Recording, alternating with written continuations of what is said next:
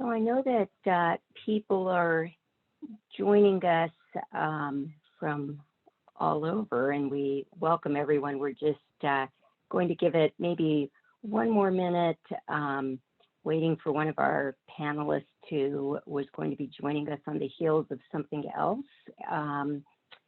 And it looks like she might be running a little bit late, so I think we'll go ahead and start on up, and then I know that one of our panelists will be joining us as we go, but we are so appreciative of everyone who's taken the time to join us for this conversation. I think that we have individuals who have registered to come and share this time with us from over 7 countries around the world.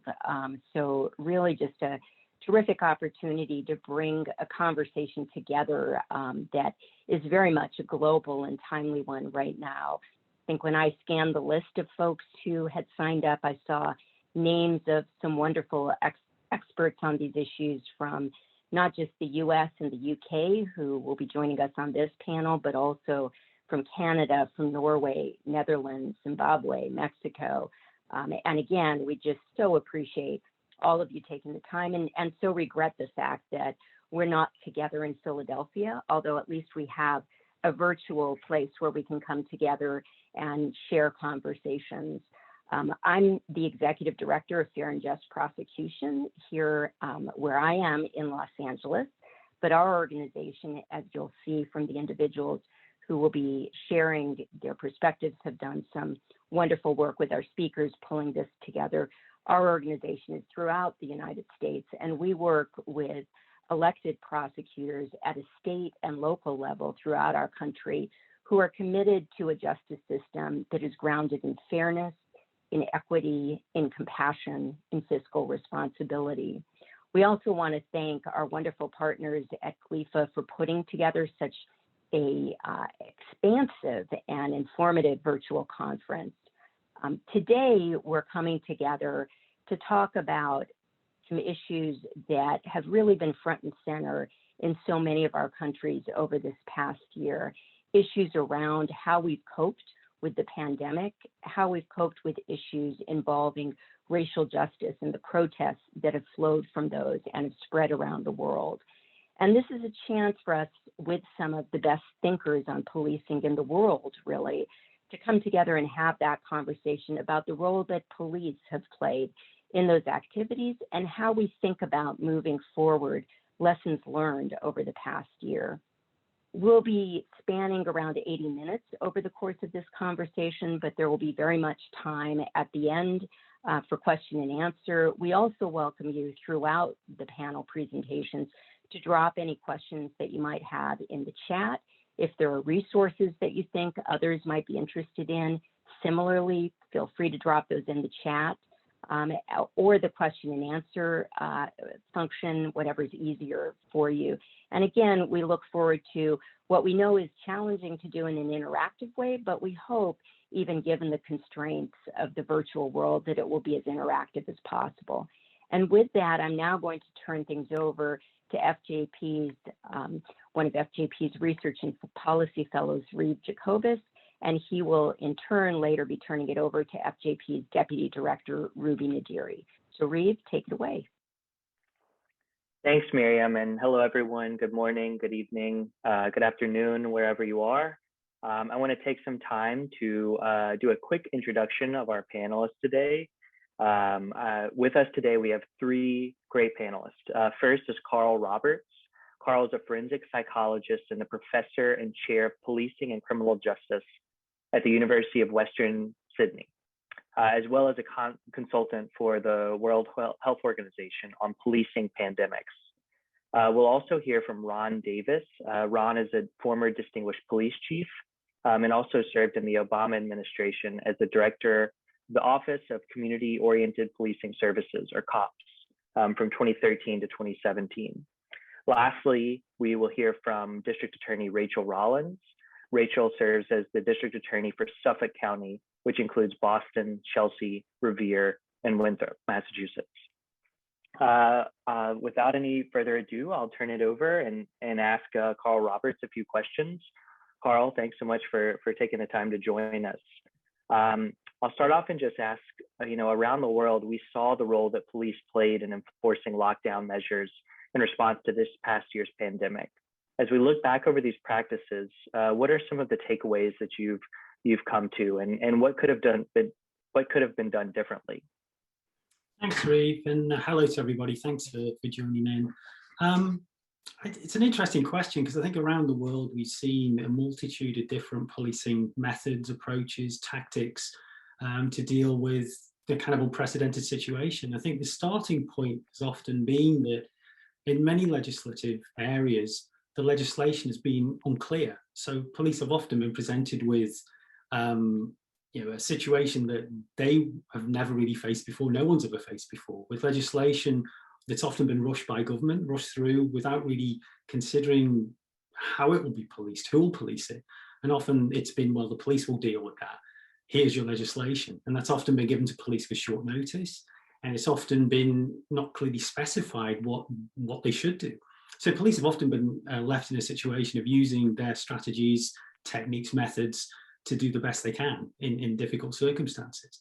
And I think factored on top of that, you've got issues like the availability of PPE. Many police forces, again, I'm talking on a worldwide basis, even in some of the rich Western countries, didn't have access to personal protective equipment. So again, another factor that impacts upon the way in which police might choose to police. And then on top of that, we've got the pre-existing relationships between police and communities, between the history of the police in a particular area, between the characteristics and the capacity, capability of police in an area to even police in general terms. And so all of these things kind of interacting and functioning at the same time into this difficult situation. So we have literally seen everything from police forces who tried very, very hard to engage with their communities, to really understand the people they were policing, to try and work with the people and come to sensible solutions really to protect everybody, through to some extreme, violent, draconian responses, and kind of all stations between.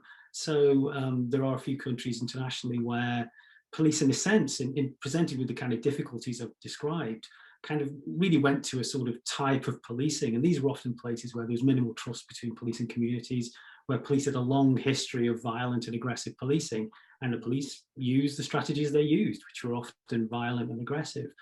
There are a number of nations worldwide where in the early days of the pandemic, more people had died at the hands of police than had actually died of the disease itself.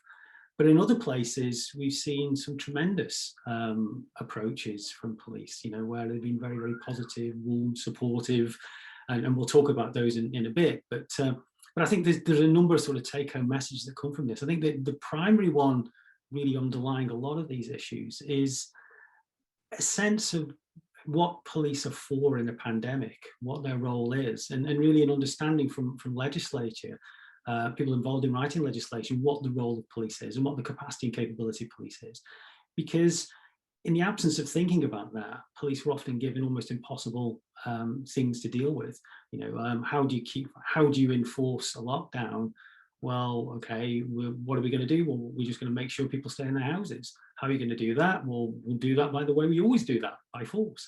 We'll shoot people if necessary. And we've examples of people being shot with rubber bullets for sitting in their own garden, for example, or people being charged by police, brandishing all kinds of weaponry to keep them off the streets, through to, in one legislation, I'm not going to single out nations, but in one place, an example of what was called a COVID pole, which was designed to keep people 6 feet away from a police officer, which is like a brilliant piece of kit, but in a sense, it's not going to develop a warm and trusting relationship between the member of the community and the police officer.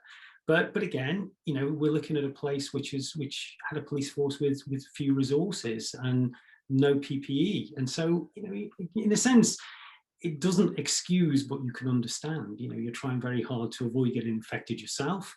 You don't want to take that home and infect your family as a police officer. And so what do? You try and keep yourself safe, perhaps more so than the members of the public. But there are a number of take-homes. I think, as I say, I think the primarily one is this role of legislatures and their attitude to police and understanding what police are for, and writing legislation that is a little bit cognizant of the policing context. And I think issues then of how we move through with the learning in terms of successful and useful strategies. And as I say, we'll talk a little bit, and we'll talk as we go through the questions about what kind of strategies have worked very, very well.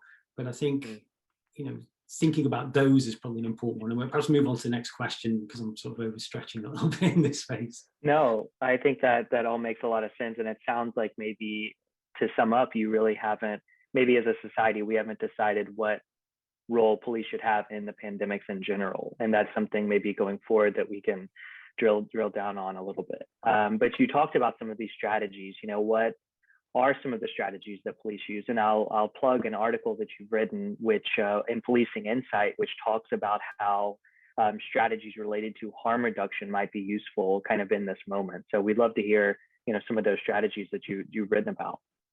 Sure. Yeah. I mean, I think as we've looked worldwide, and we've done some work with GLEFA as well as with the WHO, we've been looking at what kind of strategies have been used and which have been successful and which have sort of helped, as it were, maintain the sort of public order requirements of various legislation.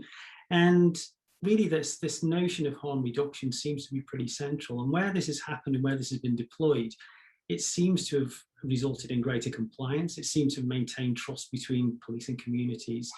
And it seems to have meant that individuals are much more likely to accept the kind of requirements of the legislation and kind of do what police ask them to do.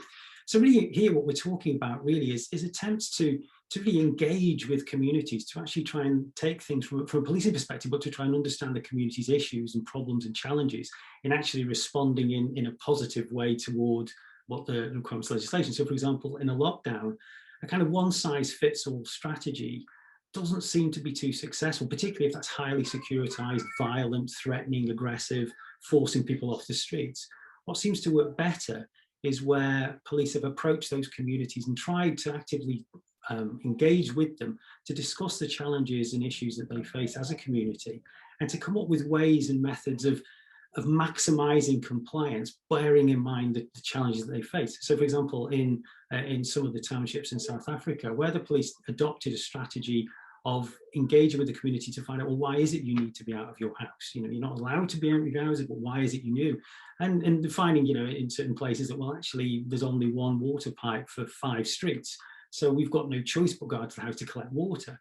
Okay, so we can, let's work out a way of maintaining social distancing and so on. That means that you can get the water, for example. What we're doing is we're reducing this sort of the risk, we're managing the risk as best we can on the basis of the context we have with the individuals. Again, we've seen in nations, Britain particularly is focused on this kind of 4 E's, the engage, explain, encourage and enforce strategy, which a number of other nations have gone for. From Pakistan and Nepal have using similar approaches. And again, this idea that the first thing you do is you approach individuals who happen to be breaking a lockdown. Why are you outside? Let's talk to you. Let's explain to you why it's important that you should be at home, and trying to explain to them what the importance is of it, why this is important, but also to give them a voice and interaction to find out, why are they out? What's their problem? What's their challenge? Now that contrasts heavily with, you see somebody out on the street who's breaching a lockdown, so you immediately threaten to arrest them, or you immediately produce a weapon and force them back into the house. There's a clear disparity between these two. The first one, what we see moving forward is that those individuals who've experienced that are much more likely to spread that message back to their friends and family, much more likely to have a supportive attitude to police, and much more likely to comply in the future.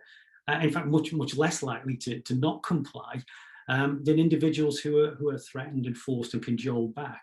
What we found, again, looking throughout the world, what we found in places where police have used a very, very securitized, draconian, threatening approach, individuals are actually less likely to follow the legislation. In fact, what they do is individuals actively create workarounds so they can sort of avoid the police. Often in getting people to it's sort of a watchman role to make sure the cops are not around, so you can go out and do what it is you do. We've also found a sort of slight, it's an interesting piece of work that I think we need to pursue, but sort of acceptance of myths almost, in terms of where police have been much more draconian. There seems to be a much stronger belief in kind of myths about COVID being some kind of generated, made up disease that a government's made to maintain control. So where police have signaled that kind of enforced control, we've also seen acceptance of kind of COVID myths amongst individuals, which again have sort of served themselves to undermine the likelihood of people complying. So yeah, so this whole idea of harm reduction really trying to think about it from very much a sort of person-centered perspective and trying not to adopt a one-size-fits-all strategy. And again, just as another really good example that we heard about recently in a session that we ran with GLEFA, we discussed with police from both Pakistan and Bangladesh, actually, and Nepal as well, about how they'd approach this. And they again had taken very much this kind of approach in terms of they had a number of communities who were very disadvantaged groups and often stigmatized groups. So people who were sex workers or people who had AIDS, for example, and they knew that these people would be targeted by other members of the population and actually blamed for the outbreak.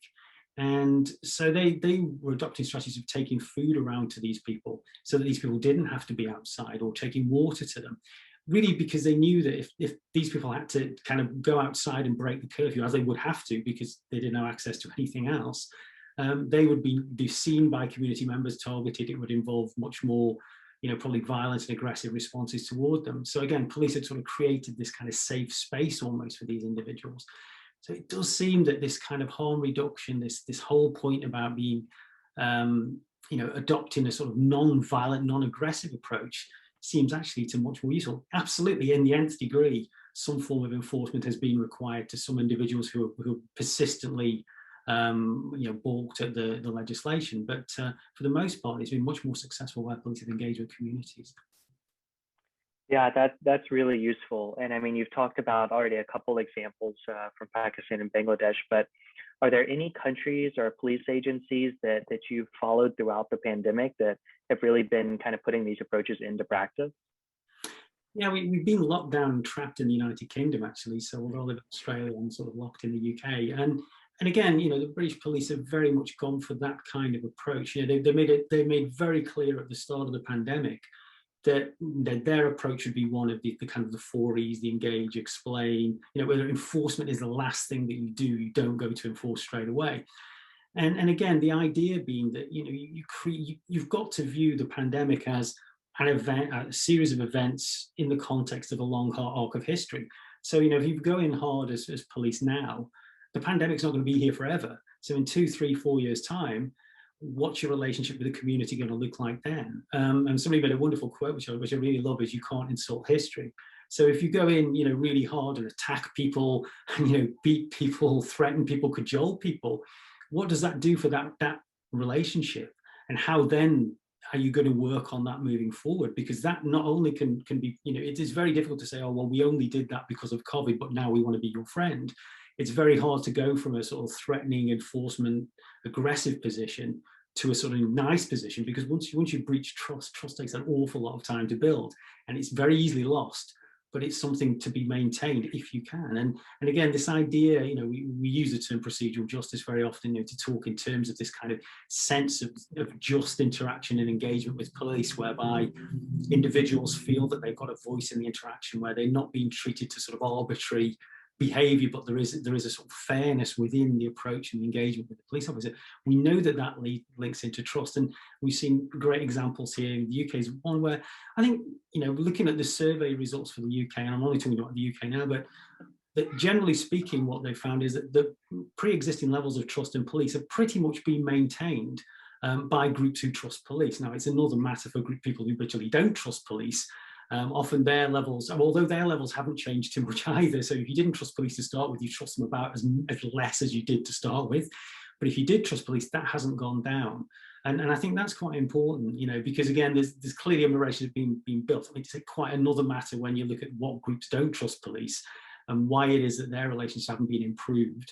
But nonetheless, I think the first point is, if you take the principle of first do no harm, in many ways, no harm is being done. And that's what reasonable. And I'm saying that in full knowledge that there's been all kinds of challenges for UK police, and examples of, failures, draconian issues. Those of you in the UK will be aware of a situation where 2 women were fined for drinking, I think it was mint tea out on a walk together. Again, that was a decision that a particular police officer made at a particular time. Whether that was a sensible thing to do is quite another issue, but the point being people having to deploy discretion at that time. And other nations too, I think New Zealand has used, again, a very similar approach and been quite successful in that too.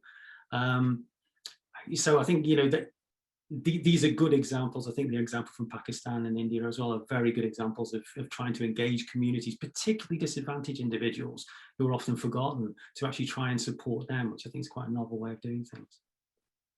Yeah, that's really useful. And I mean, you have been researching this topic of policing and pandemics before COVID-19.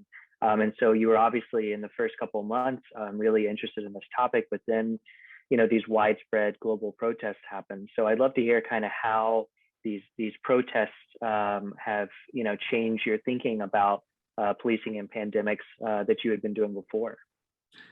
It's that addition of yet another layer of complexity onto the issue police face. In a sense, if you take a very police-centered perspective on this, so you start off and you're policing kind of legislation that's often not clearly specified. You're not quite sure about your powers some of the time. Sometimes the legislation is changing over time. On top of that, you might be unsure about the levels of PPE, etc., that you have. You're worried about yourself and you're worried about your family potentially becoming infected. You've got a number of police officers off who are either self-isolating or who are potentially ill or actually are ill. So you've got all these issues in play. And then on top of that, you're then trying to police situations such as Black Lives Matter protests. Plus, we've had in the UK, we've had examples about protests against violence against women very recently. Just yesterday, we had a big protest in the UK in the city of Bristol about a new police and criminal justice bill that's going through Parliament and about the right to protest. So you're faced with all of these issues from a policing perspective, and it adds these significant extra challenges. One of the things that pandemics do and consistently do is lay bare all of the disadvantage in any society. The people who are most affected are always, in a sense, the usual suspects. They're always the poorer communities. They're usually the minority communities. They're usually communities who are more marginalized, the people who are hardest to reach by any supporting system. So already we find that these people are suffering more. And of course, what then happens is you get a situation like George Floyd in the middle of all of this, when a lot of people are able to watch this online, a lot of people have got time worldwide on their hands because they're not going to work, etc. And it really does act as that final catalyst to push this simmering resentment and anger out into the streets, and it causes significant challenges in a policing sense. I mean, I'm not attempting to be an apologist for policing, because I think some actions are totally unjustifiable. But I think the challenge then comes, how then do you try and police this, giving people both the right to protest, which I think is fundamental, but also how you then say, how do we then deal with the risk of infection due to the pandemic? And how do you balance these two things? And in a sense, these things are actually mutually exclusive. Again, a perfectly legitimate protest in the UK, for example, following a particularly violent murder, the police decided to break that up. Now, this was meant to be a vigil while people stood in silence. That was planned to be socially distanced. This was banned by government. People went anyway because there was a need to express, just as in the Black Lives Matter protest, there was a need to express the rage, the feelings, and so on. Police decided to break this up. The problem was it was mostly women. And there was a picture across the front of the newsstands of a woman being held face down with police holding her with her hands behind her back. And that's the very definition of violence against women in many ways. And so again, we've got that kind of challenge about policing, trying to police something that is very, very difficult and very challenging in that space. I think that the issue for me is that extra layer of challenge. How do you allow legitimate protest in a context of all the challenges that you're facing in policing, in a context of trying to protect people against infection, surrounded by government who often don't have clear legislation as to what's supposed to happen, whether you are allowed to protest in these places. And I think for me, that's one of the significant challenges that exist there. And whether police have got that right or not, I don't think so. I think, yes in places, no in other places. It's hard to take a kind of world view on that one as to if anybody's got it right. But I certainly think that where police have attempted to, going back to what we said at the outset, to engage and explain with community, to work with communities, to give people that legitimate right to express themselves. But if you've got a relationship with the community, you can say, well, you could express yourself, here's some, maybe we want to adopt social distancing. If police have a relationship with that community, it is a bit less likely to result in violence and aggression and violent protest. I think where police have got a poor relationship, or where, as I said, you can't insult the future. If police started out the pandemic the pandemic response by being violent and draconian, then when people come out onto the street to protest quite legitimately about things that they're angry about, where do the police go from there? What if you have no relationship, you begin with a bad one? The expectancy is that you're going to be violent and aggressive. So people are primed for violence and aggression. And so you end up with this kind of cyclic interaction between all of the parties. So as I say, I think, the issue really going back to the very beginning of all this stuff is if police are prepared to try and engage with communities, build trust, build relationships, use a harm reduction approach, there's much more likely to be a trusting relationship, which means when people do want to come out for legitimate protest, do want to come out and express themselves, as they are absolutely entitled to do in democracies, then there's much more likelihood that police can actually adopt a tolerant approach to this, and it won't end up in violence and other negative outcomes. But I think, it's about taking this complex set of interactions is about the kind of ongoing narrative and ongoing set of relationships between police, the public, and vice versa, and police in other parts of society as well. But how do you build those? How do you maintain those? And I think, harm reduction approaches seem to be the strongest possible, best possible way of maintaining those for the future than anything else. But it's, I'm not even suggesting here that it's not difficult, it's not challenging. I'm not certainly suggesting that policing is easy and all you got to do is be nice to people, because some of the time it's much more challenging than that. But equally, I think it's important to remember that, relationships and engagement is important, and where people trust you, you can do more things together, you can solve problems together, you can build value together, than if there's a mutual distrust or mutual uncertainty.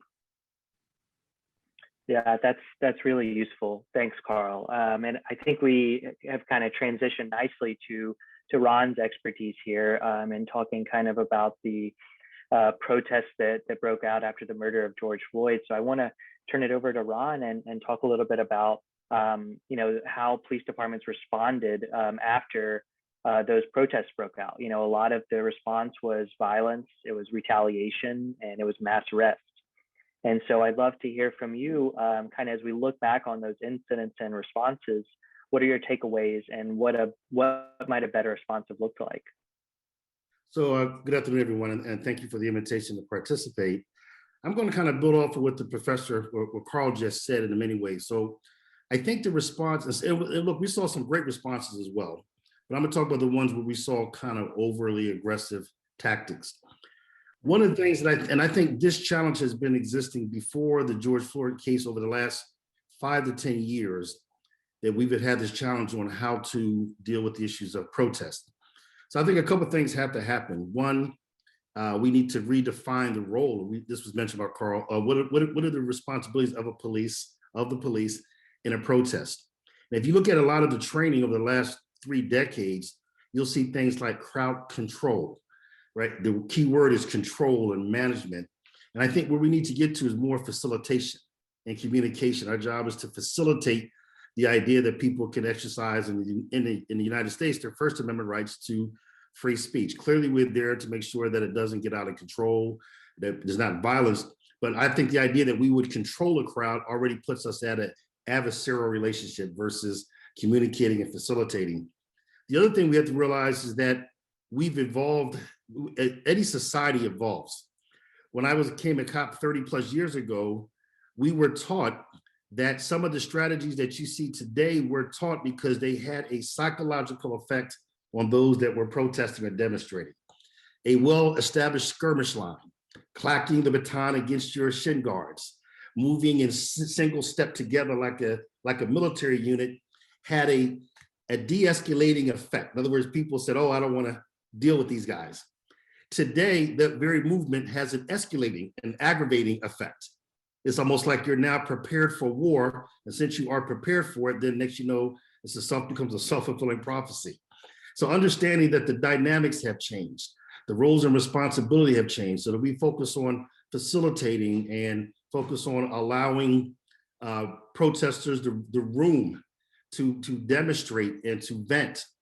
And we have to come up with better strategies that learn how to surgically remove those that are causing problems. So we know the vast majority of any demonstration are very peaceful people that are trying to make their voices heard. That is the heart and soul of who we are. And we know that someone's going to always exploit that. It's going to be a small group that will always, not always, but will quite frequently try to exploit that and take advantage of that. We have to get better at surgically removing that so that if two people throw a brick, you don't have to call it a unlawful assembly for 2,000, right? In other words, you remove the two, and you can do that with communication. You can do that with better tactics. You have more patience. We have to make sure that we're not getting locked up or really locked into this idea of enforcing every small violation. Would you rather fight 2,000 people to disperse them, or would you allow the street to be shut down for an hour and redirect traffic? So we have to make better decisions about that facilitation there. Following the George Floyd murder, one of the things that stood out is that some departments try to engage. But I think there's one thing